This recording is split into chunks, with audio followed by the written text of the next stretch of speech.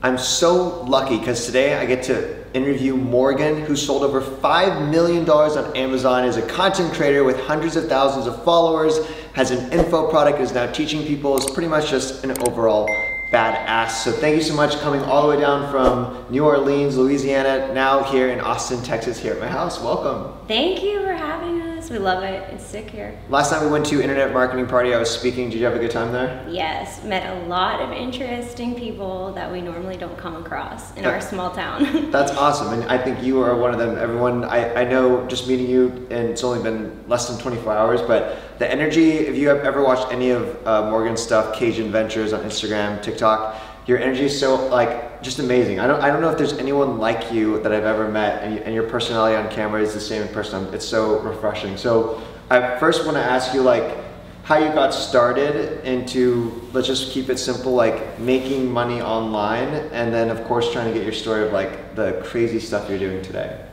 Well, I guess it all just starts with like somebody being so sick and tired of your job that you're like, there has to be a better way. And so we started by selling on Amazon. And so I used to be a couponer, and we had so much stuff that we weren't even utilizing. And I started scanning some books around my house, and then I started scanning some discontinued items, and I said, I think there might be a market for this. So we listed one thing, we sold it, and then we were addicted and hooked. We were just like, okay, this is awesome. We have to figure out how we can do this full time. And it's kind of, once you learn how to make money online in one way, it's kind of just a game. Like, how can I make more with, you know, working smarter, not harder, so. That's so cool. I say that a lot. I think money and business, to me, I treat it like a game, and it's fun, it's energizing. I don't know for any of the stuff you do, but like for me, I always feel like it's such a treat, and it's not stressful anymore. Maybe it was, but I'd actually like to go back right before you went full time. There's most people who are probably listening to this are not full time. They're in that side hustle grind. They may not like their 9 to 5. I was definitely there. What was it like before you made the leap, and then what gave you enough either confidence or energy to say, hey, you know what, I'm gonna like take control of my financial destiny and my life by going full-time and investing in myself? Like, if you can take us back, when that started, when that was. Yeah, absolutely. I mean, it's terrifying. The most terrifying decision is like, I don't need a 401k, I don't need health benefits, but at the end of the day, we're just staying at these jobs we hate. So my partner Brooke used to be a sugarcane farmer, and I was a waitress. So we're working really, really hard, making $400 a week. But it's all we ever knew. Go to work, get paid for somebody else. And the concept of making money online, I thought it was a scam. I just didn't think, I thought it was all fake. I was very, very skeptical. And I feel like a lot of people are till they start making money. And once you get to the point that you're like, I did everything in the right order. They say, go to school, get a job, you'll be happy. And I wasn't even happy. I was miserable. And I think you get to that point where it's like, it's not even about the money, it's about how do I want to live the rest of my life? Do I want to dread 40 plus hours a week? Or am I gonna make this work? And I think any entrepreneur just has to jump off and take the risk. And at least, you know, whether it works out or not, you went for it. So I think you just have to get sick and tired of your current situation enough to change it. I love it. Now, there's different levels of risk when you're an entrepreneur. I'm a more conservative entrepreneur. I waited until my side hustle made the same to basically cover my cost of living and the same as my salary. I interviewed with Ryan Pineda. He did the opposite. He maxed out his credit cards. He was like 80K in debt, and he went all in. Like the opposite spectrum. What was it for you? Did you go cold turkey and like, I quit, I don't know anything about making money online, I'm gonna get started? Or were you the side hustle transition? We definitely did a transition. So we started selling on Amazon, and probably within 6 months, our Amazon profit, we would make, as soon as we'd wake up, we'd roll over, look at our Amazon sales. We would make more on Amazon before we got out of bed than we were gonna make all day at jobs we hated. But I was so scared to leave that I was just like, I don't know. And we got to that point where like, we have to just go all in. So after 1 year, I quit my job. After 2 years, my partner quit his job because we just got to the point that this is so successful. Imagine if we put all of our energy into this instead of just getting up an hour earlier, going to sleep an hour later, doing our lunch breaks. And it's the scariest but best decision that we ever made. That's amazing. When was that? How long have you been full-time entrepreneur? So we started selling on Amazon 5 years ago, and I left my job after 1 year. So it would be 4 years ago for me and almost 3 years ago for my partner, Brooke. Oh my gosh, that's crazy. Your trajectory is way faster than when I got started. Do you, like, I feel like one thing I always wondered when I was the side hustle dreaming if I could just control my own time, when you left, and you shared this earlier off camera, did you start, was it a roller coaster, or did you, because you control your time, were you instantly starting to see like, oh my gosh, I should have done this sooner, I'm seeing more results, or was it actually a scary time?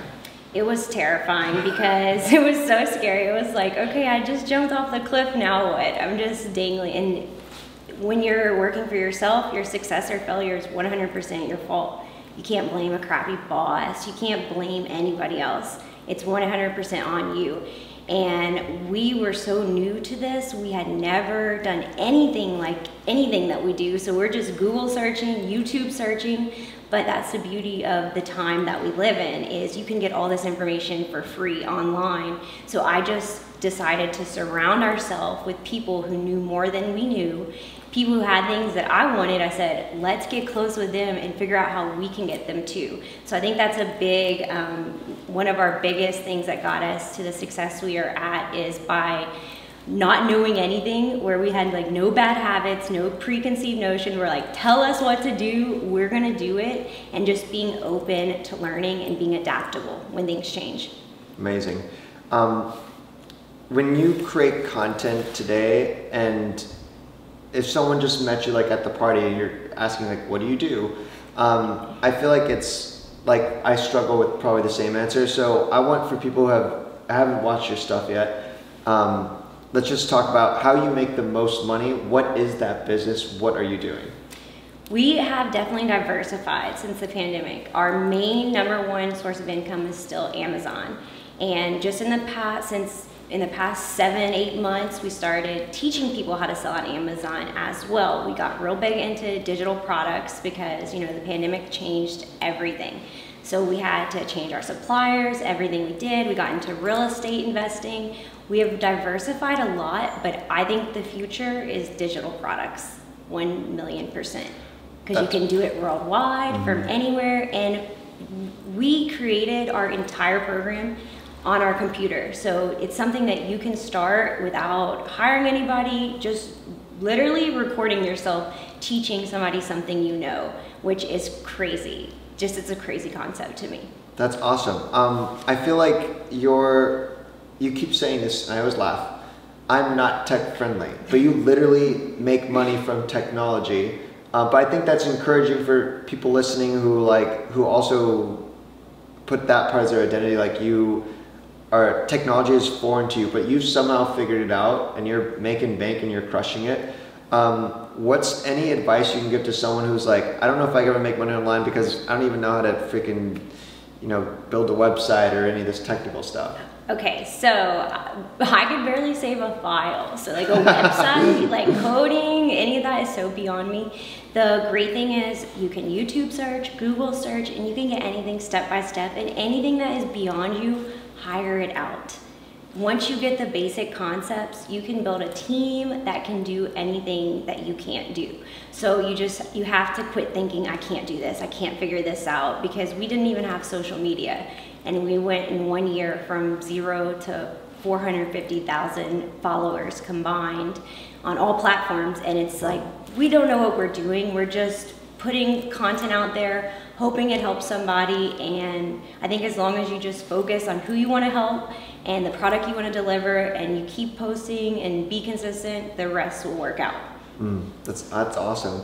I'm guilty of doing this sometimes. I've noticed when I meet people is I downplay certain things I'm actually good at. And it's kind of like a way, because I think I want to just maintain as we grow, to stay humble and not say I'm so good at this stuff.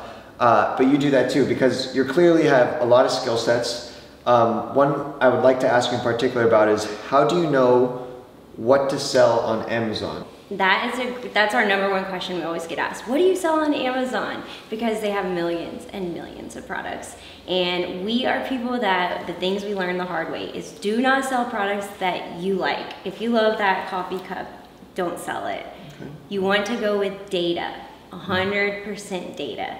So they have systems that will tell you exactly how many of a certain product sell on Amazon. We just find products with low competition, high demand, and high profit margins. And that's what we teach people to do. So we're not trying to reinvent the wheel. We're not trying to go on Shark Tank just yet. But for this time being, if somebody is selling something, I'm gonna make my product better than the best seller. And I don't care what the product is. If you're buying something on Amazon, I want you to be buying it from me. I love it. Do you think you could maybe share a mistake, or maybe a couple of mistakes, I have plenty, of when you got started, as you've grown, that maybe someone else listening can avoid doing?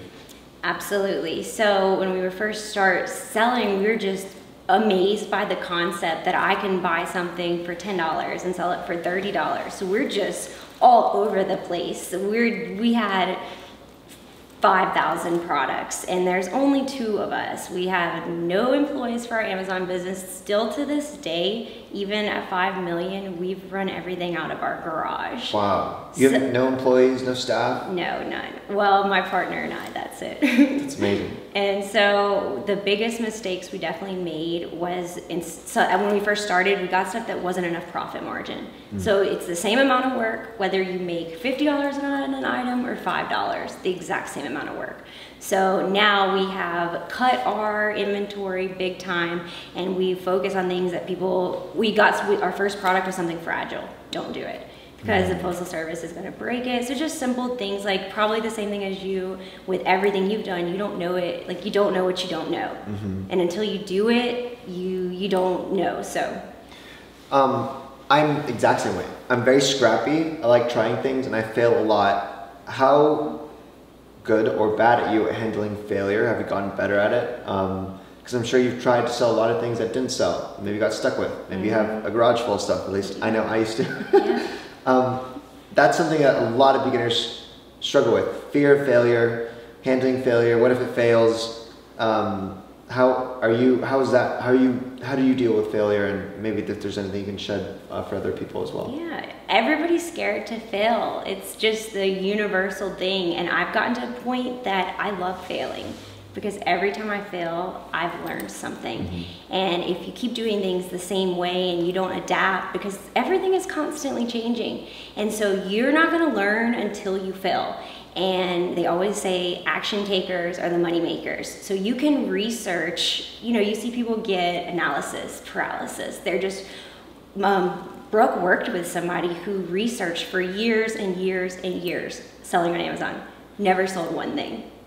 Meanwhile, we have no idea what we're doing. We just jump in, and you have to take the risk. And if you don't try, you're gonna fail 100%. So the worst thing that happens is you'll learn something. Amazing. I'm super grateful to have met you and learned through your story. When I posted online about the Brambilla method and trying to partner with people online, we were already connected. We were already sharing each other's stuff, and it's just been super grateful that you put your trust into myself, and I consider you like an internet friend and now a real friend. I know you are in this process of now diversifying off of Amazon, and now you launched your course. You've been a glorifying testimonial for the Brambilla method.